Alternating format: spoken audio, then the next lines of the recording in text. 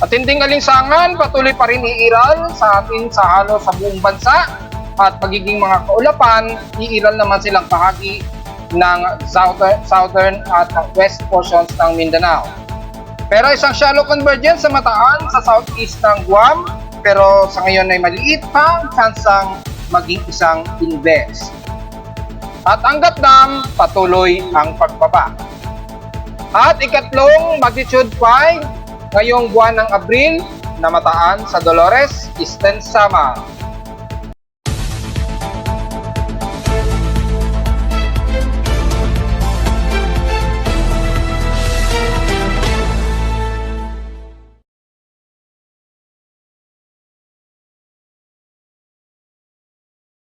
Hello, good morning mga folks. Welcome po muli sa ating daily weather bulletin at analysis para sa araw ng Huwebes, April 11, 2024. Ang oras nating boys from umaga ay alas 10:33 na ng umaga. Stationary pa rin na makakaranas tayo ng napakamalinsangan at dry na lagay ng panahon ngayon. So dahil dry po tayo, isa-asahan na naman ang napakataas na heat index natin at panigurado lagpas 45 degrees Celsius o 44 to 45 degrees o hihigit pa ang aasahan na naman nating heat index ngayong maghapon. At mananatili ang epekto ng estili sa buong bansa at mga maninitisan at mga ilan lamang ng mga kaulapan nitong maghapon. Sa ating current conditions, overcast po, gloomy, klaro, a few clouds pa rin ang umiiral sa amin sa Caloocan at asahan sa ibang bahagi ng Metro Manila at makikita sa ating live CCTV snapshots ang magiging partly cloudy at overcast, pero manatiling matindi ang sikat ng araw, kaya wag po masyado tayong magbibilad at magdala pa rin ng mga inuming tubig dahil expected ang mabilis na dehydration nitong maghapon, lalo na dito sa atin sa bahagi ng Metro Manila and the rest ng Central Luzon at ilang bahagi ng Southern Luzon at Visayas. Sa lowest temperature na naitala na kay weather station kaninang 5:03 AM, nakapagtala kami ng lowest of 27.5 degrees Celsius. Kahapon ay nakapagtala kami ng pinakamaalinsangang temperatura na umabot at sumara sa 35 degrees Celsius kahapon ito ng hapon at 3:08 PM. Ibig sabihin lamang yan, mataas pa rin ang ating nasa heat index at kahapon nakapagtala kami ng 46.7 degrees Celsius na napakataas na heat index.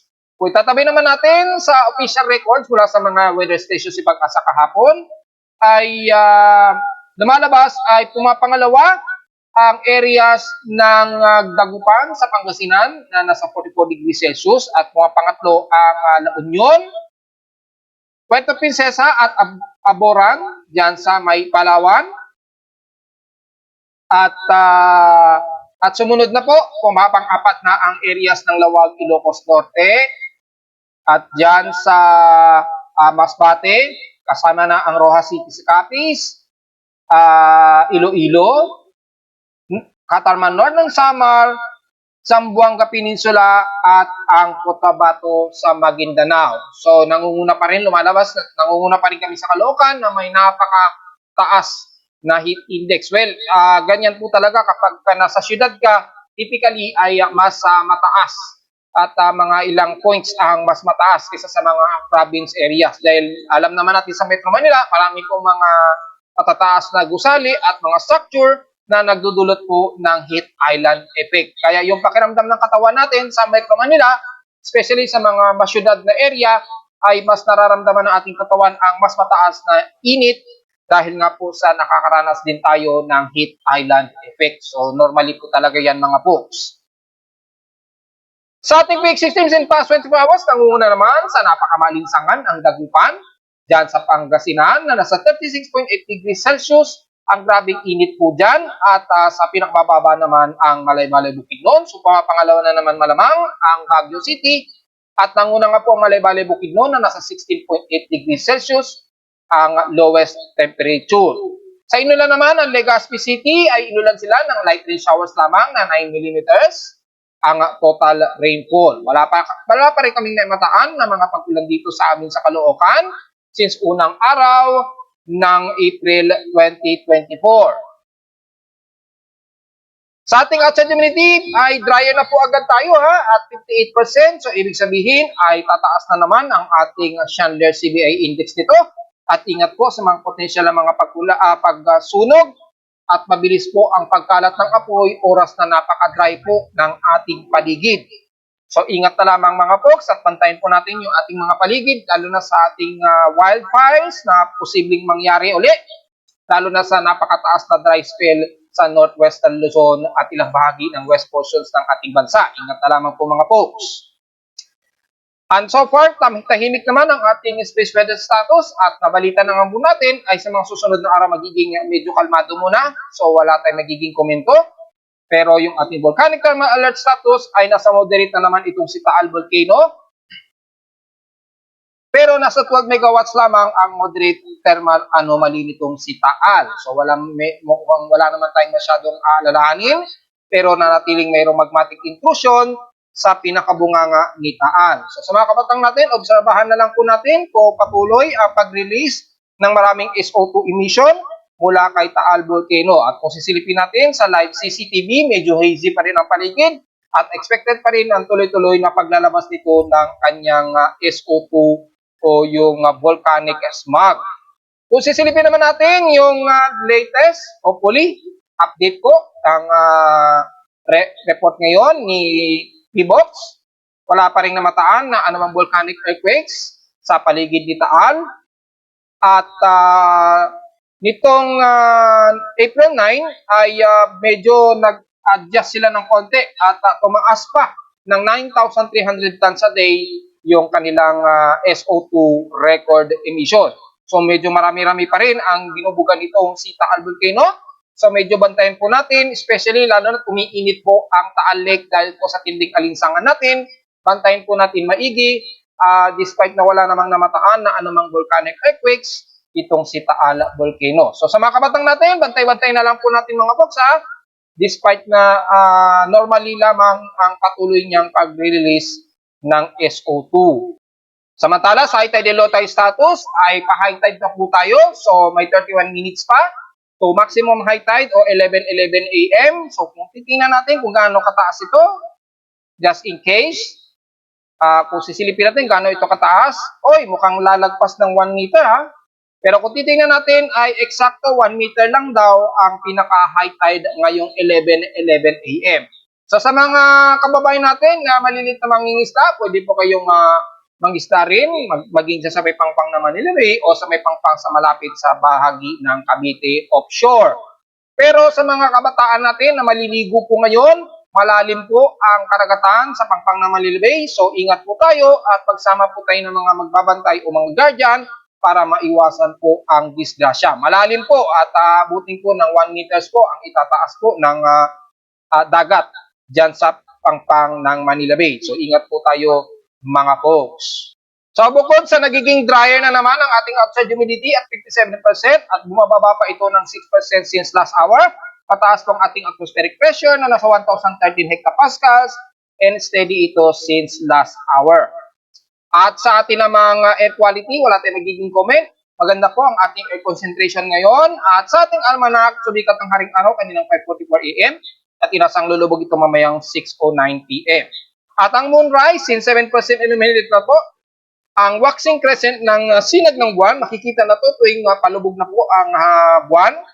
At maganda po at medyo may conjunction pa nga po ng kung di nagkakamali, Saturn, conjunction ng Saturn o close approach ng Saturn at ng Moon. Kukumpirmahin natin yan kung Saturn yan o Jupiter. Ay sisikat naman ang buwan o kasisikat lamang ng buwan nitong 7:33 AM. At pakikita natin sa ating Sun and Moon position. Nasa Moon elevation ito na 42 degrees. So pa-moonrise pa lamang siya ngayong umaga. At inasang lulubog ito mamayang gabi na po at 8:50 PM. So bago po lumubog ang buwan, ay matatanaw na po natin to sa may bandang west position. At bago ito lumubog, siguro mga around sa west position, mga bandang elevation of siguro mga 40 degrees or 25 degrees. Bago ito lumubog, makikita po ang magandang crescent ng moon mamaya. Well, kung titingnan natin yung kung may ano ang magiging conjunction ng moon o close approach. Kung titingnan natin dito, so kung titingnan natin sa astronomical event ngayong araw o mamayang gabi, ay makikitang 29 minutes na lamang para magkaroon ng conjunction ng Saturn at ng Mars. At sa buwan naman, yung close approach naman ng Moon and M45. So, abang-abangan na lamang sa mga astrophotographers natin. Makikita natin yan mamaya. At magpo-post din tayo ng latest update para naman sa Mercury at inferior solar conjunction naman. Pero dahil hindi naman makikita yan, dahil tatapat yan sa pinaka-near side ng haring araw. Pero ipopost ko pa rin yan sa aking Facebook page maya-maya lamang. So, abang-abang na lamang sa aking Facebook update mga folks. At sa ating local weather outlook para ngayong Huwebes at bukas po ng Biyernes, magiging partly cloudy po ang ating maghapon. Ganon din bukas, pero manatiling mataas ang inaasahan nating temperatura. Hanggang bukas po yan ng Biyernes, maglalaro po sa 36 to 37 degrees Celsius po ang magiging temperatura natin in 2 days. Ngayong araw, inaasahan daw 36 degrees at bukas ng Biyernes ay asahan na magiging 37 degrees ang posibleng abutin pa rin ng magiging highest temperature natin bukas ng Biyernes. At lowest temperature naman, ina-expect natin maglalaro sa 26 to 28 degrees Celsius ang lowest temperature. So hanggang bukas po, gaya nga po na aking report since noong isang araw, asahan hanggang this coming weekend po ay patuloy tayong makakaranas ng napakamaalinsangan pero fair weather na panahon mga folks. Diretso muna tayo sa ating ginagamit na satellite imagery para sa ating analysis kung ano ang mga uulanin o sakali man na magkakaroon ng mga kaulapan ngayong araw. Pero kung makikita natin ay napakaklaro po ng himpapuwid natin at maninipis lamang ang kaulapan ayon sa ating infrared heavy rain potential. Wala tayong nakikitaan na anumang heavy rain potential sa halos buong bahagi ng bansa. So mapaluson man yan, Visayas o Mindanao ay partly cloudy lamang ang most na iiral sa atin. So hindi na natin masyado isa-isahin yan dahil ang easterlies ay patuloy pa rin na iiral sa silangang bahagi ng bansa na magdudulot pa rin lalo na sa hapon ng mga ilang kaulapan at potentially pa rin ng mga isolated localized thunderstorms. Lalo na sa may bahagi po ng Eastern Visayas, dyan sa may bahagi ng malapit sa bandang Guian Eastern Samar at parte ng Leyte at northeast naman ng Surigao del Norte. At syempre, mula dyan sa bahagi ng Mindanao ay despite na ang buong bahagi ng Mindanao magiging maalinsangan din ang panahon at klaro ang himpapawid, pero magiging maulap sa bahagi po ng Basilan at Hulusulu at ilang bahagi ng Zamboanga City, pero manipisan lamang to kaya asahan pa rin ang maaliwalas at maalinsangang panahon. Pero sa buong bahagi ng Visayas at Southern Luzon, magiging maaliwalas din po at mas mainit at maalinsangan ang halos buong areas ng Southern Luzon, kabilang na ang Mimaropa. So magdala po ng pananggalang sa tinding sikat ng araw dahil halos maghapon po ito mga folks, kabilang na ang Central Visayas at West portions lalo na ng Visayas. At syempre, inuulit ko ang kanlurang bahagi ng Visayas, Mimaropa at Northwestern Luzon ay patuloy pa rin kayo makakaranas ng mataas na dry spell at drought at lumalala na po ang mas mananatiling malala ang ating drought despite na bumababa o humihina ang El Nino. Hindi pa po tuloy ang nawawala ang El Nino, so take note yan mga folks dahil kung sisilipin natin sa ating global vegetation and drought, kung sisilipin po natin ay makikita po na matindi pa rin ang dry spell sa ilang bahagi ng Northwestern Luzon, kabilang na ang Central Luzon, Ilocos Norte, Ilocos Sur at kasama na ang Metro Manila at buong bahagi niyan ng Cavite, Laguna at Batangas area. So grabe na po ang dry spell dyan. Kabilang na rin po ang halos 80% o 75% ng buong Mindoro. Apektado na po ng drought index at ang buong bahagi ng Mimaropa at sa kanluran naman ng Visayas ay halos ang buong Panay Island na at Negros Region ay apektado na ng mataas na drought index. Nadadamay na rin ang bahagi ng Masbate, ilang bahagi ng probinsya ng Quezon Province at mga isla ng Marinduque at dyan sa bahagi ng Romblon at Tabias Island kaya ay maapektuhan pa rin ang ating mga katubigan. At kung hindi maaagapan ito, ay patuloy po tayo makakaranas at posibleng magkaroon ng epekto sa ating mga pananim. So magkakaroon ng epekto sa ating mga palay. Kaya kung maaari ay gawa na po ng solusyon ito ng mga ating mga LGU dahil yung ating land surface temperature ay nanatiling tumataas ito at umaabot pa rin sa more than extreme heat ang bahagi nito, lalo na sa kalurang bahagi ng bansa. So dahil masyado ng mataas yung maximum temperature ng land surface temperature, ay nakaapekto pa rin ang drought o ng ating dry spell sa areas na nabanggit. So hindi na natin masyado isa-isahin ang mula sa bahagi ng Southern Luzon at buong Northern Luzon, dahil makikita naman natin sa ating water surface map ay halos walang masyadong water vapor na nag-a-accumulate, kaya mataas po ang dryness ng ating bansa, lalo na sa Southern Luzon area at ilang portions ng Visayas at northern part ng Luzon. Halos maliliit lamang ang mga tsansa ng pag-ulan. Kung pumasok man ay typically light rain showers lamang, especially sa hapon kapag bahagyang bumababa ang temperatura. So kailangan pa rin natin talaga ng tubig habang umiiral ang napakataas natin na alinsangan maghapon. Dahil maging sa ating mga cloud mass, napakakonti lamang, ayan napakanipis lamang ng kulapan. Yung air mass natin ay napakanipis at napakagaan lamang. Ayan walang masyadong air mass, ibig sabihin ay mababaw lamang o kukunti lamang ang mga kaulapan o halos wala. Maging sa ating two-color infrared ay halos walang makita ng mga malalawakang kaulapan ang halos buong bahagi ng ating bansa. So mataas po ang posibilidad na tuyot at dry spell at mataas na dehydration, kaya uminom ng maraming tubig ngayong maghapon. Samantala, mula sa ating global spectrum model, nanatiling wala po tayong umiiral na anumang pamumuo sa loob at labas ng ating Philippine Area of Responsibility, gaya ng aking report noong isang araw pa. Pero meron daw na namataan mula sa pinaka-wind shear, merong favorable wind shear sa may southeast ng Guam. Ayan. At naglalaro sa 22 to 33 kilometers per hour yung vertical favorable wind shear nito. So kung titingnan natin ang convergence, ay meron, inaasahan din natin na mataas ang favorable nito. Ayan. So medyo merong trough na posibleng mabuo rito ang dyan sa may bandang southeast ng Guam o bahagi pa rin ng Caroline Islands. At bahagi itong kumikilos, pakanluran pa rin. So titingnan natin kung magkakaroon ko ng further progress. Pero sa ngayon ay napakaliit ang tsansa nitong mag-iisang active na low pressure area o invest sa ngayon. Dahil napakalawak at manipis siya, pero dahil merong pamumuo ng convergence and divergence, ay mataas pa rin kung may posibilidad na mabuo ang isang invest low pressure area. So obserbahan natin to within 55 hours just in case kung ito ay tuluyang maging invest. Sa ngayon ay babantayin at titingnan na lamang natin dahil kasalukuyan na medyo bahagyang moderate ang kanyang vertical velocity o vorticity niya.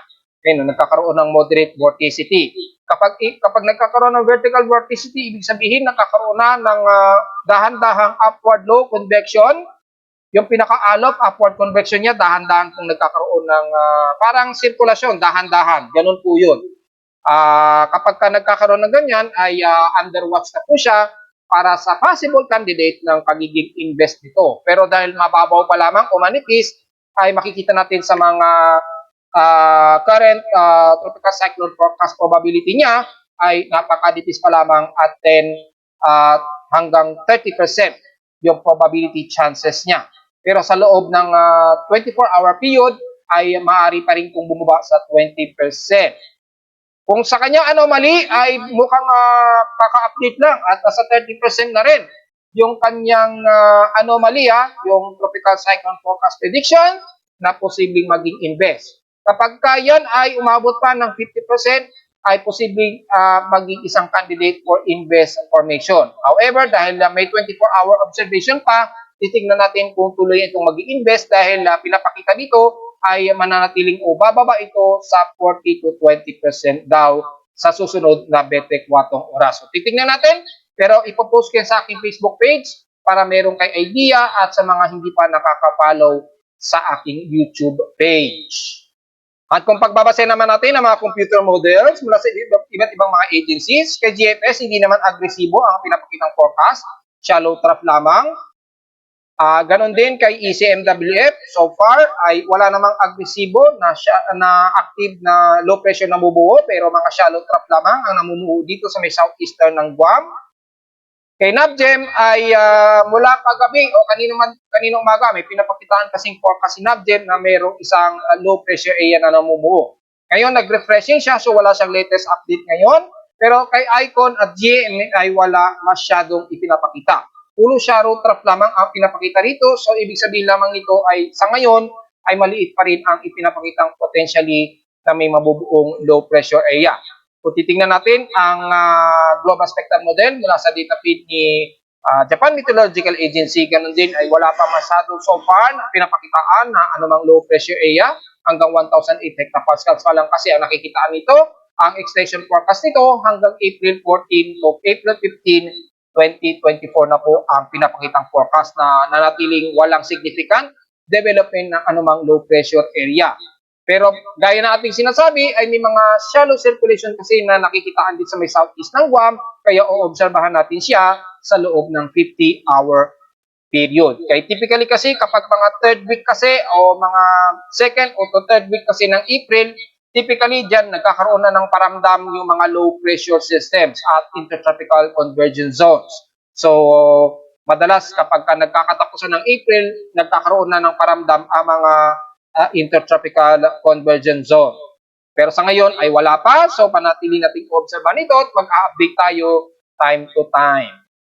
Sa lagay naman natin ng water dam sa ibang panig ng bansa, makikita natin ay patuloy pa rin bumababa si Angat Dam ha, at mula kahapon sa 195.85 meters, ngayon ay nasa 195.51 na lamang na metro ang taas nito. So patuloy pa rin siya bumababa at sa loob ng 24 oras ay 0.34 meters po ang nabawas sa kanya. So, ang lakas po ng konsumo sa kanya, ha?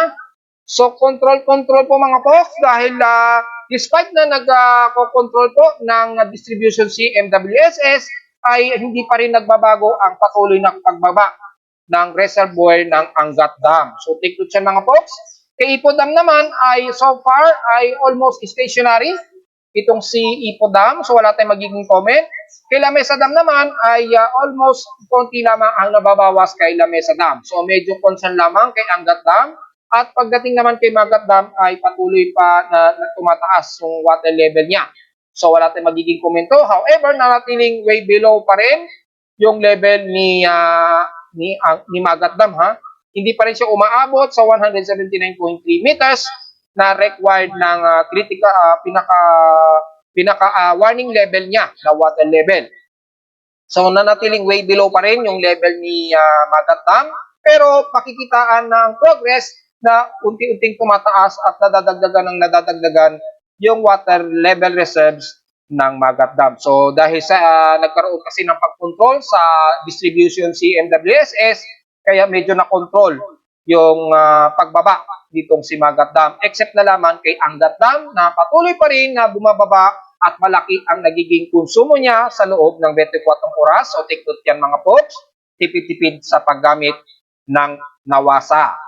Samantala sa ulat lindol, kaninang mga hating gabi ito, mga alas 12, mga 12:21 o 22 AM, pero sa data feed ni PBOX, naganap ito 12:20 AM nga po, ay nakapagtala tayo ng magnitude 5.1 dyan sa southeast ng Dolores o sa may silangan ng Taft, ayan, Taft, or pwede ring northeast ng San Julian sa may bandang Eastern Samar pa rin. Of course ito ng Eastern Samar, so naganap ito kaninang 12:20 AM at depth of 25 kilometers. Ito na ang ikatlong magnitude 5.0 na naitala ngayong month of April 2024 mga folks. So hating gabi kasi ito, so medyo tulog tayo ito mga folks at hindi masyado nag-alert dahil medyo mahina ang frequency na nai-release ng lindol ng magnitude 5.1 na ito. So hindi masyado nag-alarm sa aking seismometer, pero nai-record ito ng aking seismometer. Ayan, kitang-kita naman po yung pagpitik ng kanyang amplitude simulation sa aking seismogram. So medyo malakas-lakas din at inasahan na intensity 2 ang naramdaman sa paligid niya ito ng Dolores, Eastern Samar, kabilang na ang San Policarpio, Arteche, Oras, hanggang sa bahagi ng San Julian at Borongan City, Eastern Samar. Malamang mga intensity 2 siguro, mararamdaman nila ang bahagyang pagyanig dahil sa magnitude 5.1. Wala namang nagbago sa pagtaas ng water level. Kung sisilipin natin yung water level sa bandang Legazpi ay wala namang significant na nagkaroon ng pagtaas. Ayan, wala namang significant na nagkaroon ng pagtaas sa kanyang sea level.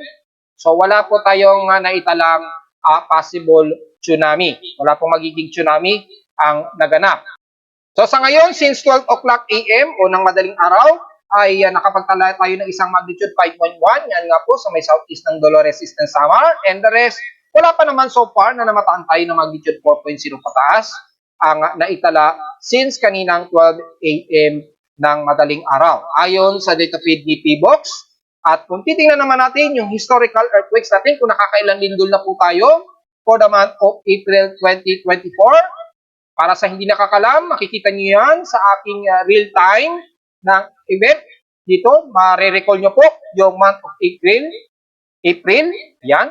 At makikita ninyo yung pag in-scroll down ninyo, makikita niyo po kung ilan ang total earthquakes. At nakapagtala na po tayo ng 318 total earthquakes po yan. Magnitude 2.0 pataas po yan. Hindi ko isinama ang magnitude 1.0 dahil may tuturing ko nga po ito na isang silent earthquake o local earthquake lamang. Kaya from magnitude 2.0 pataas ay may total of 318 earthquakes na po tayo sa buong bansa. 295 dito ay magnitude 2.0 pataas, 18 dito ay magnitude 4.0 pataas, so medyo konti-konti pa. At tatlo na po ang magnitude 5.0 natin. At ito nga po ang latest sa may bandang Dolores nga po, Eastern Samar. Ayan. Yan, kani-kaninang madaling araw po. At isa naman dito sa may bandang northeast ng Hinatuan sa Surigao del Sur, magnitude 5.1 din. At isa naman dito sa may bandang Lingig o northeast ng Lingig, Surigao del Sur, na magnitude 5.0 naman ang naganap ito noong unang araw ng April 2024. So ikatlong lindol na po ang naganap sa Bay Dolores, Eastern Samar na magnitude 5.1. At sa magnitude 6.0 pataas naman ay meron tayong isa, which is areas na ito, pero malayo naman sa bansa. Ito naman ay sa may bandang southeast pa rin ng Balut Island o halos bandang Northern Molucas na po ito sa Indonesia. Pero pinasok pa rin ito ni PBOX bilang sakop sa ating bansa na nasa southeast na ng Balut, municipality ng Sarangani, Davao Occidental, na may magnitude 6.5. At isang magnitude 7.0 na malayo din sa bansa, which is nangganap po ng magnitude 7.4 o 7.5 dyan sa may Taiwan. Pero tawag pa rin natin sa Pilipinas ay bandang northwest ng Itbayat, Batanes. So nasa mismong Hualien east ng Hualien sa Taiwan na po ito. So ewan ko kung sakop pa rin ito sa atin sa Pilipinas, pero siguro pinagbasihan dito ang Philippine Area of Responsibility siguro. Kaya ipinasok pa rin ni PBOX na sakop sa atin sa bansa. So meron tayong isang magnitude 7.0 na naitala ngayong taon. At hopefully, hindi na yan madagdagan mga po. Sa lagay naman natin ng water dam sa ibang panig ng bansa, makikita natin ay patuloy pa rin bumababa si Angat Dam ha.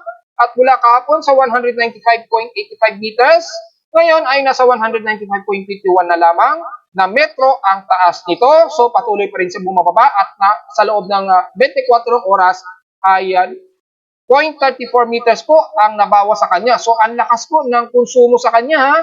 So, control po mga folks dahil despite na nag-control po ng distribution si MWSS ay hindi pa rin nagbabago ang patuloy na pagbaba ng reservoir ng Angat Dam. So, take note yan mga folks.